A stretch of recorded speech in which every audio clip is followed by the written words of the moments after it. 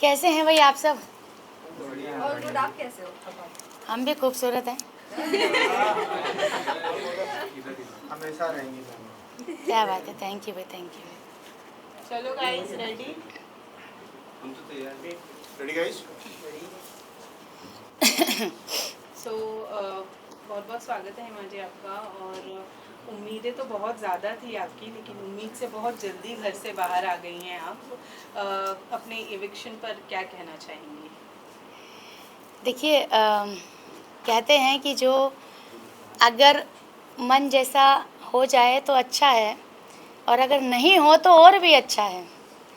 तो ऐसा भी हो सकता है कि मैं ये जो इतना जल्दी आ गई हूँ, उसके पीछे भी कुछ और बहुत अच्छा हो जाए।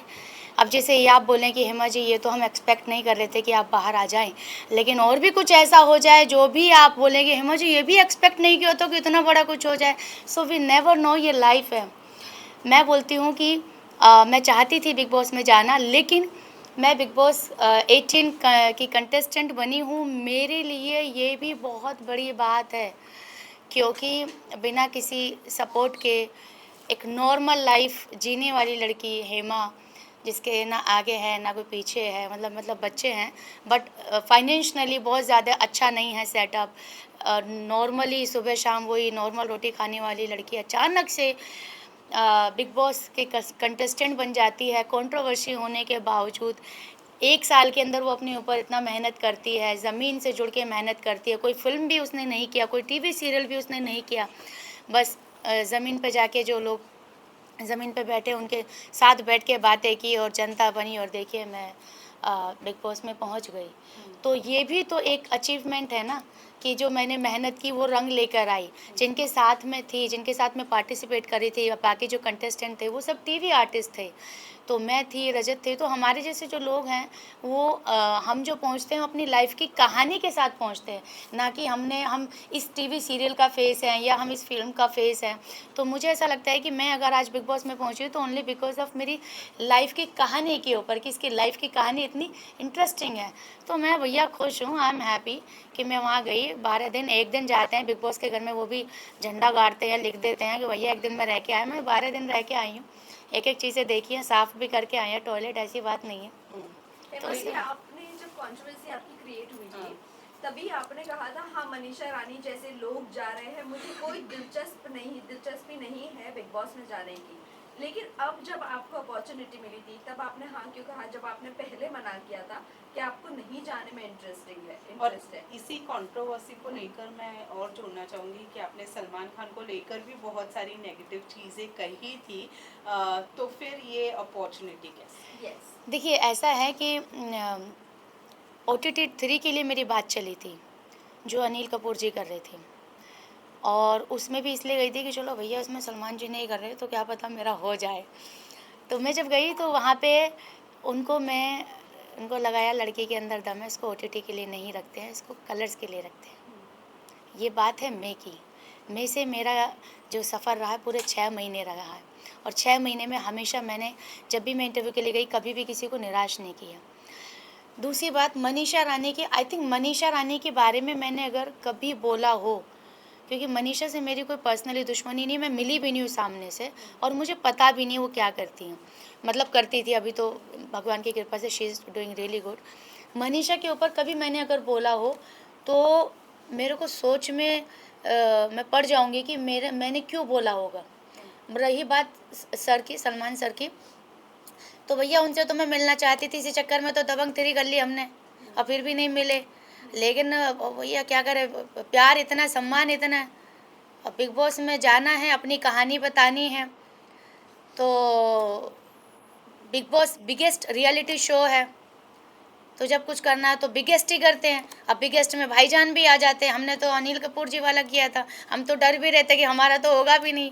लेकिन जब आपकी नीयत साफ़ होती है, जब आप मेहनत करते हैं, ईमानदार होते हैं, तो वो चीज़ मिल जाती है। हम तो बात सेल्फी के कर रहे थे, हम तो बराबर में खड़े होकर बातचीत करके आए हैं, हम तो रह के आए हैं और हिस्ट्री बना दी है। तो जो आपने बात बोली है वो प्री प्लानिंग कुछ भी नहीं था। आज अब मेरा इंटरव्यू ले रहे हैं, अब मैं यहाँ पे किसी और का नाम बोल दूँ तो भैया वही अपलोड हो जाएगा, फिर कभी जब दोबारा इंटरव्यू होगा तो उसके शख्स के बारे में बोला जाएगा। तो वो इंटरव्यू भी वैसे ही था, वीडियो थी वायरल भाभी की बात की, लेकिन वहाँ पे जिक्र आ गया दबंग 3 का और वो किस्से का, और हमने बता दी हकीकत जो हुआ था। उसमें हमारे आँख में से आंसू भी निकल गए, वो अपलोड हो गया, तहलका मच गया। तो हमको तो ये बोला था कि अब तुम्हारा करियर ख़त्म। मैंने बोला था, मैंने कहा भैया करियर मेरा सलमान खान ही बनाएंगे, और उस बीच में मैंने कोई काम नहीं किया। लेकिन आपने उस इंटरव्यू में आपने कहा था कि उनके बाउंसर ने आपको लेने हाँ, नहीं दिया। exactly, हाँ। हाँ, तो जो अभी आप अंदर थे बिग बॉस में, तो आपने सलमान से क्यों बात शेयर किया? हाँ, नहीं की ना, क्योंकि सलमान जी ने पूछी नहीं। तो जब सलमान जी ने पूछी नहीं तो मैं होती कौन हूँ ये बात सामने से रखने वाली। सलमान जी को तो जब मैंने बोला मैंने दबंग 3 किया तो उन्होंने बोला अच्छा दबंग 3 किया आपने, तो जब उनको यही नहीं पता तो वो मुद्दा क्या पता होगा। लेकिन आपको क्या लगता है कि Guys, let's आपके stick to साथ, Big Boss, please. Sorry. लेकिन आपको लगता है कि आपने जो एक्सपेक्ट किया था वही आपके साथ स्टेज पर हुआ, आपके साथ जस्टिफाई हुआ? आपको लगता है प्रीमियर वाले एपिसोड में आपके साथ जस्टिफाई हुआ? आपने जो बाहर बातें की थी कि सलमान खान आपसे बात नहीं कर रहे, मिले नहीं, ये नहीं हुआ, वो नहीं हुआ, लेकिन हमें एज अ व्यूअर हमें नहीं लगा कि आपकी बातों को सुना भी गया है वहाँ पर, लेकिन आपको क्या लगा हुआ वहाँ पर आपके साथ जस्टिफाई हुआ स्टेज पर? हाँ, मुझे ऐसा लगता है सलमान जी मेरी जो बातें मैं कह रही थी बराबर सुन रहे थे। इसी चक्कर में तो उन्होंने मुझे पूछा कि अच्छा ये बताइए आपका नाम क्या है, आप हैं कहाँ से। फिर उन्होंने शादी वाली बात भी मेरी पूरी बराबर से सुनी है, तो उन्होंने पूरा अटेंशन दिया है। बात यहाँ तक की आई है कि आप तो बड़ी सुंदर हैं, आप कैसे बोलती हैं। तो आई थिंक मेरा इंट्रोडक्शन बहुत अच्छे से हुआ था। क्लिप क्या गई है इंट्रोडक्शन में मुझे पता नहीं, वो मैंने देखी भी नहीं है। मैंने उनके साथ डांस भी किया, मतलब मैंने बोले तो उन्होंने मुझे पूछा आप वायरल भाभी बन के जा रही हैं, आप वायरल भाभी क्यों हैं, तो मैंने बताया। अच्छा अब बात बच्चे की आती है, फैमिली मेम्बर कौन है, कहाँ से हैं आप, सारी बातें आई हैं। अच्छा खासा मेरा इवन मेरी सिंगल एंट्री हुई है, जबकि 2-2 लोगों की हुई थी, बट आई एम ब्लेस्ड कि मेरे अकेले की हुई है। मैंने क्या वायरल भाभी बन के क्या क्या करेंगे, अंदर खाना बनाएंगे तो कैसे करके दिखाइए, मैंने करके दिखाया। झाड़ू लगाएंगे तो कैसे करेंगे, करके दिखाइए। अच्छा जिम करेंगे साड़ी पहन के तो करके दिखाइए। I did everything and he was very happy. और बहुत लंबा कॉन्वर्सेशन हुआ, और इवन यहाँ तक भी हुआ कि मैंने बोला कि हाँ कि मैंने सुना आप लक्ष्मी हैं, आपके पैर लक्ष्मी है। मैंने कहा हाँ ऐसा बोलता है। फिर मैंने अपने पापा की स्टोरी सुनाई, ये सब वो सब बोले अच्छा ओके, उनको कुछ मान के आप, मैंने सुना आप हेमा मालिनी जी के आपको पसंद है हेमा मालिनी, आपके कहीं मैंने इंटरव्यू में सुना था। तो मैंने कहा मेरा नाम भी Hema, so thank you to my parents कि उन्होंने मेरा ही नाम हेमा रखा, तो बड़े खुश हुए। तो मेरा बहुत लंबा कॉन्वर्सेशन उनके साथ हुआ है इंट्रोडक्शन इस पे स्टेज पे, बट ये वाली बात कहीं नहीं हुई कंट्रोवर्सी वाली। जब अगर वो पूछते तो मैंने जिस कॉन्फिडेंस के साथ ये बातें बताई हैं मैं वो भी बताती कि सर मैं सिर्फ आपसे मिलना चाहती थी।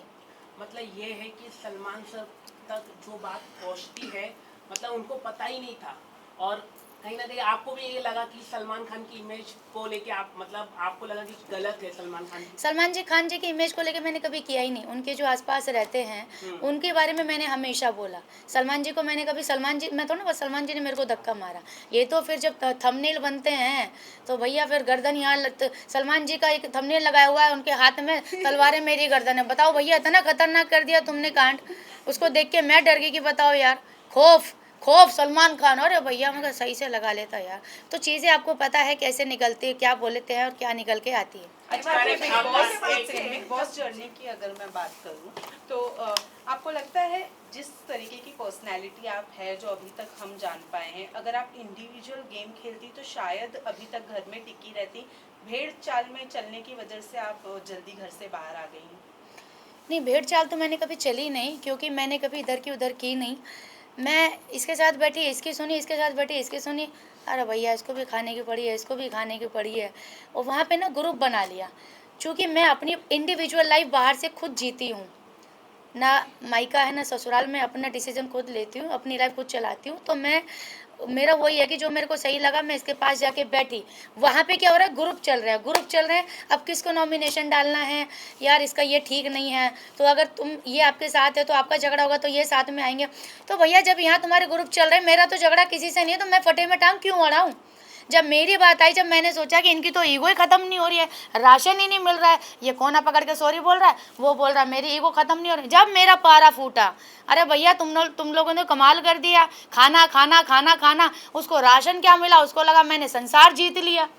मुझे भी खाना मिला था, मेरे भी अंदर भी लालच आया था, लेकिन बाद में वो खत्म हो गया अगले दिन ही कि भैया अब जेल से बाहर निकालो, राशन पकड़ो, मुझे जेल से बाहर निकालो। बट आई थिंक अविनाश ने वो कैरेक्टर बहुत सीरियसली ले लिया।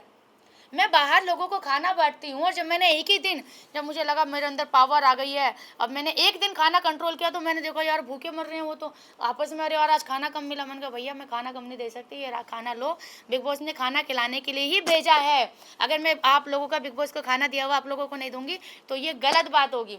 गेम अपनी जगह, खाना अपनी जगह। तो मैंने मन का आज क्या बनाना है, राजमा, हाँ भैया राजमा लो। तो फिर जब चाहत को खाना बनाने तब आपने आवाज़ क्यों नहीं उठाई? अब मैं इसकी बात बताती हूँ, क्योंकि अविनाश के पास मैं और चाहत खड़े थे, और ये अविनाश ने प्रवोक किया चाहत को। चाहत के दिमाग में नहीं आया ये ब्रिलियंट आइडिया, मैं आपको बता देती हूँ। चाहत ने बोला मैं आप दोनों को खाना देता हूँ, 1 किलो आटा में आधा पैकेट देता हूँ, 3 रोटी तेरी 3 रोटी इसकी, आलू देता हूँ, सब्जी बनाओ, ये रही गैस, किसी के बाप में हिम्मत नहीं है कोई अगर रोक ले।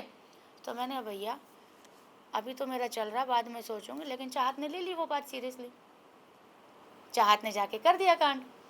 तो जब चाहत कर रही थी और जब ये मुझे पता है कि ये सेम लाइन मेरे सामने भी बोली गई है, तो मैं तो यही सोचूंगी ना कि भैया एक्टिंग हो रही है, क्योंकि अगर इसका खुद का होना आइडिया होता तो शायद मेरा आउटपुट निकल के आता।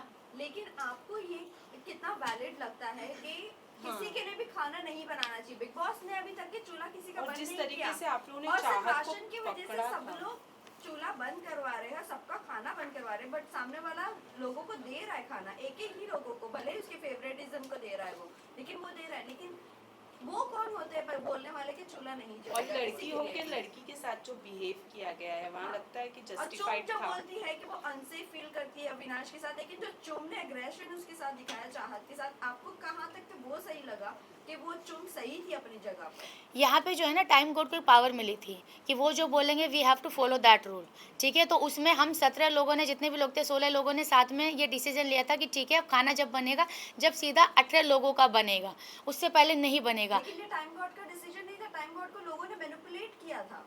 अगर आपने देखा होगा तो लोगों ने बोला था, कंटेस्टेंट ने बोला था।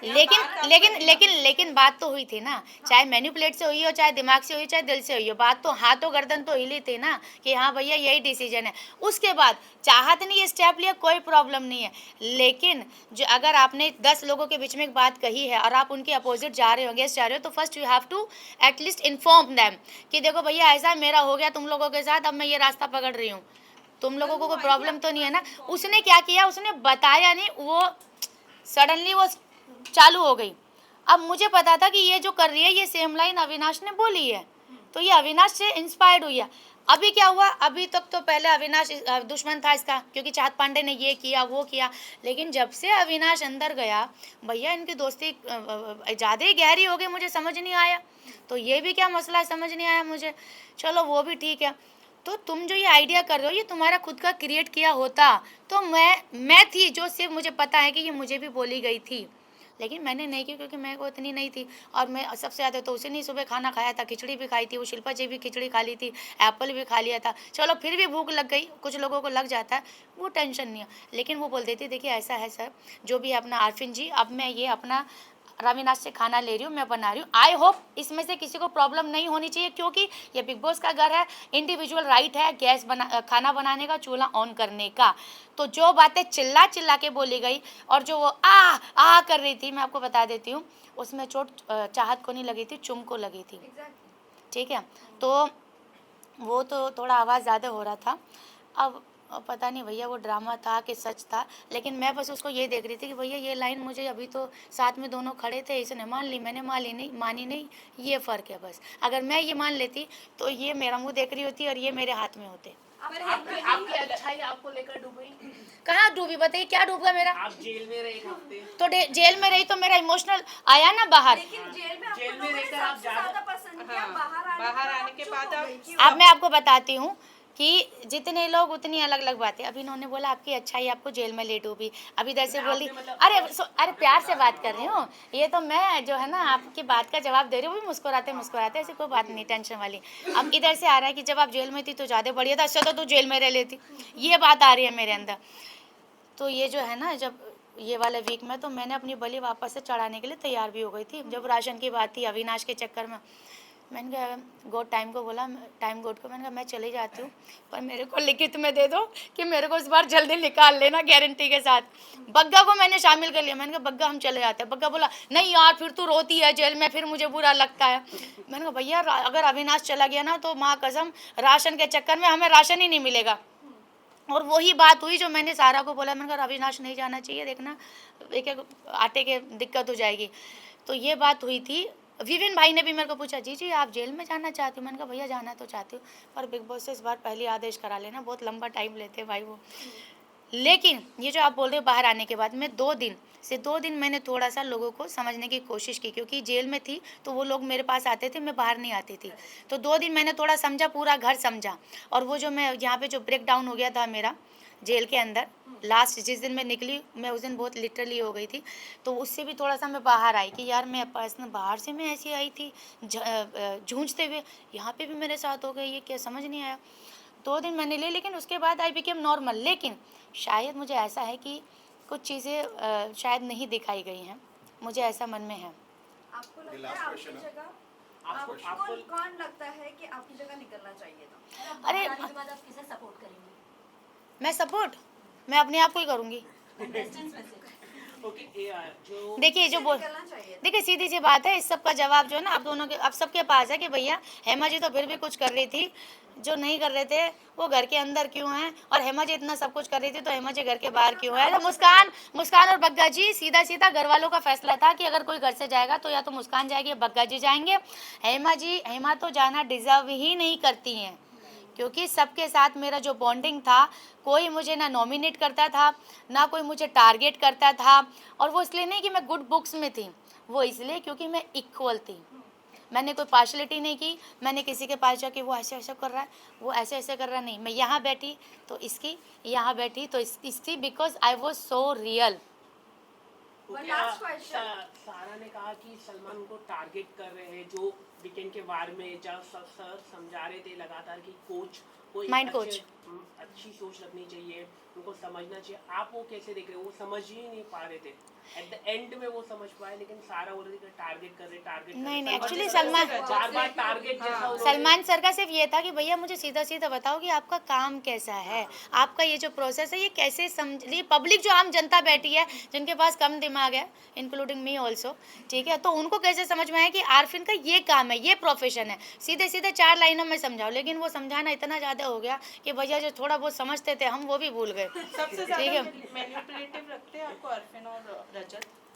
हाँ सही बात है, क्योंकि जैसे उनको दिखता है ना कमज़ोर लग रहा है, रो रहा है, अरे तू रो नहीं सकता, तू वीक नहीं है, तू बहुत स्ट्रॉन्ग है, तो ये बिल्कुल no no no no you can't do this, you can't do this. हमें लगता है भैया कितना अच्छा आदमी, मेरे को भी लगा है ऐसे मेरा बहुत सपोर्ट किया उन्होंने। और रजत का क्या, और रजत का भैया चौड़े में आ जाओ, तसल्ली कर लो, पाड़ लो, उखाड़ लो, उसका वही ख़त्म नहीं होता भैया। One last आप question. टेलीविजन शो करना Last पसंद question, करेंगे? guys. टेलीविजन शो करना पसंद करेंगे आप आने वाले दिनों में, अगर आपको मौका मिलता है कलर्स के द्वारा कुछ शोज आपको ऑफर किए जाते हैं? मतलब आप बात भी ऐसी पूछ रहे हो कि मतलब जिसका कोई हाँ बोलने के अलावा सवाल ही नहीं है, कोई दूसरा आंसर ही नहीं है, और इतने कुछ नहीं बोल रहे भैया, आप ही बोल रहे हो, लंबी चौड़ी लिस्ट आपके पास ही है, माँ कसम। बिग बॉस हाउस में आप जाना बताएं। वापस पसंद करेंगी? लगता है बिग बॉस में जाने मिलेगा आपको? अगर आपको मौका मिले वाइल्ड कार्ड कंटेस्टेंट बन के जाएंगे आप? देखो ऐसा है कि मेरी जनता है बहुत नाराज़, और कोई भी ये एक्सेप्ट नहीं कर रहा है कि हेमा बाहर आना डिज़र्व करती है, वो भी फर्स्ट कंटेस्टेंट। और भैया सीधी सी बात है, जो घर में बैठे हैं वो जब तुम वैसे भी कुछ ना करते तो बाहर ही आओ। जब करना ही नहीं है कुछ, तो जो थोड़ा बहुत कुछ करने के लिए गई थी भाई, नाचना गाना, और अब तो हमने एक्शन भी कर दिया, और ऐसा एक्शन किया कि हमारी तो ओरिजिनल आवाज़ ही चलेगी। तो ये किया रियल एक्शन इसको बोलते हैं कि जिसमें कुछ डैमेज तो हुआ, बाकी तो सब ऊपर ऊपर से कर रहे थे। तो जो आपने बोला ना, अगर ये होता है तो ये जनता अगर करेगी कि नहीं यार, बिग बॉस अगर मुझे वापस से गोल्डन अपॉर्चुनिटी देते हैं कि हेमा बिग बॉस चाहते हैं कि तुम वापस आ जाओ, जेल में नहीं, बिग बॉस जेल में नहीं, थोड़ा सा खुले मैदान में, क्योंकि मुझे अपने बारे में बताने का मौका नहीं मिला, बहुत जल्दी में आ गई और मैं बहुत सारी उम्मीदें लेकर गई थी। तो अगर बिग बॉस चाहेंगे तो डेफिनेटली हम बढ़िया साड़ी लेके जाएंगे फिर से। One last question. कल रजत और विवियन को कंट्रोलिंग के लिए बताया गया था, बुलाया गया था। सबने लीडरशिप के लिए चूज किया रजत को। सब चाहते हैं कि घर का कंट्रोल होना चाहिए रजत के हाथ में।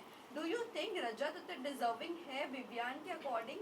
ऑल्सो यहाँ पर रजत जब उनसे पूछा गया था कि जिस तरह अविनाश ने लोगों को सिर्फ बोला था कि क्लैरिफाई करने के लिए और सॉरी भी नहीं बोलने बोला था और खाने के लिए बस बंद किया था, तो लोगों का इतना था और रजत ने ये कहा था कि मैं खाना बिल्कुल भी नहीं देता।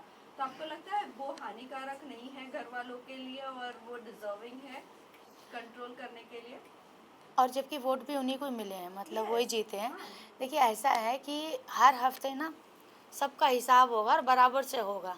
ये कुर्सी आज है, अगले हफ्ते तुम्हारी नहीं होगी भैया, तो इस कुर्सी को आज ही आज संभाल ले, या तो इसको सर पे रख ले, या तो इसको बैठ ले, या इसको इस्तेमाल कर ले, ये तेरे हाथ में है। ठीक है, ये रजत के हाथ में भी आई है। जिन लोगों ने अब रजत को वोट दिया है, जो सोच के दिया है, वो कितना खरा उतरेगा। मैं तो बाहर बैठी हूँ, जो अंदर बैठे उनको साफ दूध का दूध पानी हो जाएगा। अगले हफ्ते उनकी आँख खुल जाएंगी और उनको समझ में आ जाएगा कि भैया अब अगली बार रजत को देना भी है, या विवियन को देना है, या दोनों में से किसी को नहीं देना है, कोई तीसरा उम्मीदवार खड़ा करना है। ठीक है, तो हर हफ्ते वहाँ इंसान बदल रहे हैं। लेकिन आपके अकॉर्डिंग रजत डिजर्विंग नहीं है कंट्रोल करने के लिए, आप ये बोलना चाहते हैं? वो थोड़ा सा ओवर कर देता है। विवियन जो है ना थोड़े से कम बोलते हैं, लेकिन आई थिंक दुनिया की समझ थोड़ा सा है उन्हें। हाँ, मुझे ऐसा लगता है, क्योंकि ये भी ज़रूरी है, क्योंकि कभी कभी बहुत जल्दी बोल देना भी ना, वो बोलने के लिए अच्छा होता है, पर डिसीजन के लिए आई थिंक वो नहीं होता है ठीक। Thank you so much. Thank you everyone. आप फोटो अच्छा लेना मेरा, क्योंकि आपने सवाल बहुत पूछे हैं मुझसे। चैनल का नाम plus right side right Look here. Look center. Center look. Look here. let me said सामने आपके इधर. लेफ्ट टू राइट कर लो, सेंटर राइट में देखिए ना Look center. Hima ji right to left आप देखिए। इधर. बिग बॉस हैप्पी मॉर्निंग है, ये आप सबके लिए है, क्योंकि हम तो वहाँ सुबह करके करते ही थे, समझे। पास्ट प्रेजेंट भविष्य हो। मुझे गाना याद हो गया था, मैं सिर्फ ऐसी थी कंटेस्टेंट, वो किसी को मैंने देखा रील में, मेरी आवाज़ में पूरा गाना भी लगा दिया, मेरे और बग्गा जी की आवाज़ में, जब हम जेल में थे। तो ऐसा है भैया, सब सोते सोते रहते थे, मैं ही थी खाली, बस उठ के चालू हो जाती थी और मुझे फॉलो भी करते थे। तो जो इंसान सुबह उठ के स्टार्ट हो सकता है जो एनर्जी के साथ, समझो, तो सोचो पूरे दिन उसकी क्या एनर्जी होती होगी। और वो बात अलग है, बातें ना बताई गई, ना दिखाई गई, पर कोई बात नहीं, सबका हिसाब होगा, बराबर से होगा। चलो thank come. You. Thank you.